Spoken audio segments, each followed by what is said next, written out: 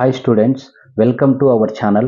మన ఛానల్ని first time చూస్తున్నట్లయితే తప్పకుండా సబ్స్క్రైబ్ చేసుకోండి. Inter first year economics 4 marks important questions అనేది చేస్తున్నాను యూనిట్ వైజ్. ఫస్ట్ యూనిట్ సంబంధించి 2 క్వశ్చన్స్ అనేది 4 మార్క్స్ రావడం జరుగుతుంది. ఆ 2 క్వశ్చన్స్ రాయాలి 4 మార్క్స్ అంటే టోటల్గా 4 క్వశ్చన్స్ నేర్చుకోవాలి.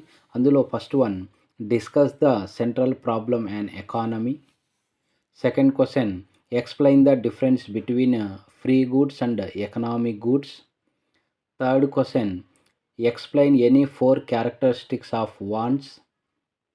Fourth question, explain 4 kinds of utility with examples. ఈ 4 క్వశ్చన్లు కన్నా నేర్చుకున్నట్లయితే మనకి పబ్లిక్ 2 క్వశ్చన్స్ అనేది రావడం అనేది జరుగుతుంది. నెక్స్ట్ మనకి సెకండ్ యూనిట్ గన అబ్జర్వ్ చేసినట్లయితే సెకండ్ యూనిట్ నుంచి 4 మార్క్స్ క్వశ్చన్ ఒక్కటి రావడం అనేది జరుగుతుంది. అయితే ఎన్ని ఇంపార్టెంట్ క్వశ్చన్స్ ఉన్నాయి యూనిట్లో అంటే టోటల్గా 2 క్వశ్చన్స్ ఉంటుంది. అందులో first one, properties of indifference curves. Second question, define budget line or price line. ఈ రెండు గన నేర్చుకున్నట్లయితే ఒక క్వశ్చన్ అనేది రాయగలుగుతాం మనం పబ్లిక్ ఎగ్జామ్లో. నెక్స్ట్ థర్డ్ యూనిట్ సంబంధించి 4 మార్క్స్ క్వశ్చన్స్ 2 వస్తాయి. ఈ 2 క్వశ్చన్స్ మనం అటెంప్ట్ చేయాలి అంటే టోటల్గా 4 క్వశ్చన్స్ అనేది నేర్చుకోవాల్సి ఉంటుంది ఈ యూనిట్లో. ఆ 4 క్వశ్చన్స్ ఏవని మనం అబ్జర్వ్ చేస్తే first question, mention any 4 factors that determine demand with examples. Next question, why does a demand curve have a negative slope or downward slope from left to right. Next question, calculate the price elasticity of demand with the help of the point method. Next question, ఇంకో question unit నుంచి, explain the various types of price elasticity of demand. ఈ 4 questions కన్నా నేర్చుకుంటే ఖచ్చితంగా 2 questions అనేది ఈ unit నుంచి మీరు రాయగలగచ్చు. 2 క్వశ్చన్స్ అనేది ఇందులో నుంచి వచ్చే అవకాశం ఎక్కువగా అనేది ఉంది. ఈ 3 యూనిట్ల నుంచే దాదాపుగా 5 క్వశ్చన్స్ అనేది మనకి కవర్ అయింది. First unit, second unit, third unit 3 నేర్చుకుంటే దాదాపుగా 5 క్వశ్చన్స్ 4 మార్క్స్ రాయొచ్చు. నెక్స్ట్ ఫోర్త్ యూనిట్లో ఉండదు మనకి 4 మార్క్స్ క్వశ్చన్. ఫిఫ్త్ యూనిట్లో కూడా 2 క్వశ్చన్స్ అనేది అడగడం జరుగుతుంది 4 మార్క్స్వి. ఆ 2 క్వశ్చన్స్ రాయాలి ఫిఫ్త్ యూనిట్ నుంచి అంటే ఏ క్వశ్చన్స్ ఇంపార్టెన్స్ అని అంటే, ఒకటి, explain the relationship between average cost and marginal cost. Next question అంటే with the help of a diagram అని అడుగుతాడు. నెక్స్ట్ క్వశ్చన్ అబ్జర్వ్ చేస్తే what is revenue and explain the different types of revenue.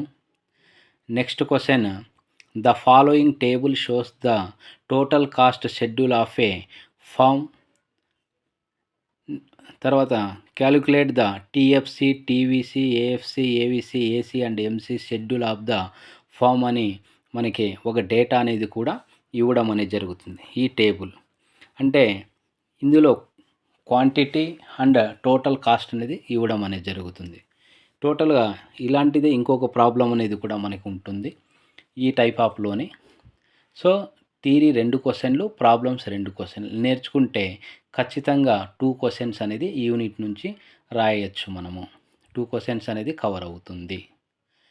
Next ఈ unit సంబంధించి మనము observe చేసినట్లయితే next important ఏది అనేది మనం అబ్జర్వ్గా చేసినట్లయితే నెక్స్ట్ 6th యూనిట్ కాకుండా 10th యూనిట్ అనేది చదువుకోండి. ఎందుకు 10th యూనిట్ అంటే మనకు వెయిటేజ్ ప్రకారం నెక్స్ట్ ఎక్కువ క్వశ్చన్లు కవర్ అయ్యేది 10th యూనిట్లో 3 క్వశ్చన్లు అనేది రావడం జరుగుతుంది. ఆ 3 క్వశ్చన్స్ అనేది మనం 10th యూనిట్లో రాయాలి అంటే ఇంపార్టెంట్ ఏ క్వశ్చన్స్ నేర్చుకోవాలి 10th యూనిట్లో అంటే, explain the primary and secondary function of money. What are the monetary aggregates in India.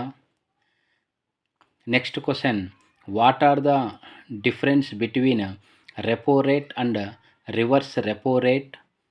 Next question observe చేసినట్లయితే మనము నెక్స్ట్ క్వశ్చన్ మనకి ఈ మూడితో పాటు ఇంకో question, what are the quantitative credits controlling tools used by the RBI. Next question, define inflation, state the types of inflation. ఇంకా last question observe చేస్తే any 8 factor of demand and supply that causes inflation. ఈ 6 questions కనుక మీరు నేర్చుకున్నట్లయితే ఖచ్చితంగా 1 2 3 4 5 6 ఈ 6 questions నేర్చుకుంటే 3 questions అనేది మనం ఈ యూనిట్ నుంచి రాయగలగచ్చు.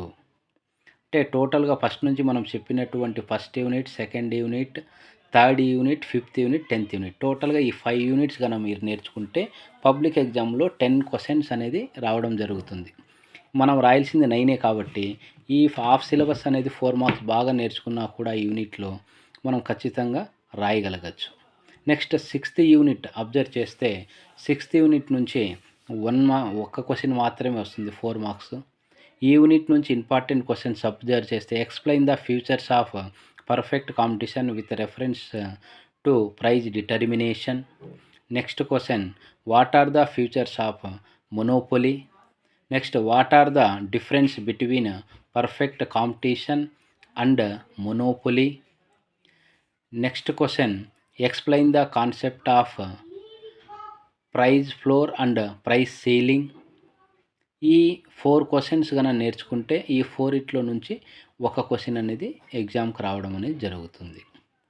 నెక్స్ట్ 7th యూనిట్లో కూడా ఒక క్వశ్చనే వస్తుంది, 4 మార్క్స్ క్వశ్చన్.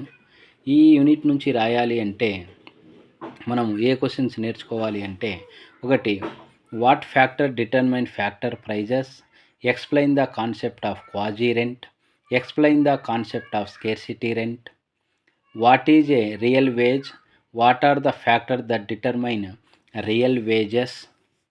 ఈ క్వశ్చన్స్ అనేది నేర్చుకుంటే టోటల్గా ఈ 4 క్వశ్చన్స్ నేర్చుకుంటే ఒక క్వశ్చన్ అనేది ఇందులో ఈ యూనిట్ నుంచి రావడం జరుగుతుంది. Next 8th unit. 8th unit కూడా మనకి ఒక క్వశ్చన్ అనేది 8th యూనిట్ రావడం జరుగుతుంది. అయితే ఎక్కువ ఇంపార్టెంట్ ఉన్న question, explain any 4 factor that determine national income. ఈ క్వశ్చన్ చాలా ఇంపార్టెంట్ క్వశ్చన్. వీటితో పాటు 2 క్వశ్చన్ నెంబర్ ఎందుకు ఇచ్చానంటే 2 ప్రాబ్లమ్స్ అనేది యూనిట్లో ఉంటుంది. ఆ 2 ప్రాబ్లమ్స్తో పాటు ఫస్ట్ క్వశ్చన్ నేర్చుకుంటే ఒక క్వశ్చన్ అనేది రావడం అనేది జరుగుతుంది ఇందులో.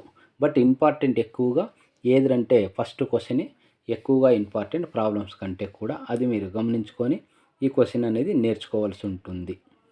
ఇది నెక్స్ట్ అబ్జర్వ్ చేసినట్లయితే 9th యూనిట్. 9th యూనిట్లో ఎన్ని క్వశ్చన్స్ మనకి వస్తాయంటే ఈ యూనిట్ నుంచి కూడా ఒక క్వశ్చనే రావడం జరుగుతుంది. ఆ క్వశ్చన్స్ అంటే, what are the sources of public revenue, list out the various items of public expenditure. Next, write a note on goods and services tax అంటే జిఎస్టీ. ఈ 3 క్వశ్చన్లు నేర్చుకుంటే ఇందులో నుంచి ఒక క్వశ్చన్ అనేది రావడం అనేది జరుగుతుంది. ఇది టోటల్గా మనకి 4 మార్క్స్ ఇంపార్టెంట్ ఎకనామిక్స్ సబ్జెక్ట్లో మనకు పబ్లిక్ వచ్చేటువంటి important questions, standard questions, every year important questions. ఈ వీడియో నచ్చినట్లయితే లైక్